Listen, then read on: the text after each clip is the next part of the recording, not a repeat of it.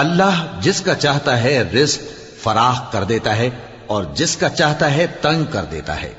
और काफिर लोग दुनिया की जिंदगी पर खुश हो रहे हैं और दुनिया की जिंदगी आखिरत के मुकाबले में बहुत थोड़ा सामान है। और काफिर कहते हैं कि इस पैगंबर पर इसके परवरदिगार की तरफ से कोई निशानी क्यों नाजिल नहीं हुई। कह दो कि अल्लाह जिसे चाहता है गुमराह करता है और जो उसकी तरफ रुजू होता है उसको अपनी तरफ का रास्ता दिखाता है, यानी उनको जो ईमान लाते और जिनके दिल अल्लाह की याद से आराम पाते हैं उनको। और सुन रखो कि अल्लाह की याद से ही दिल आराम पाते हैं। जो लोग ईमान लाए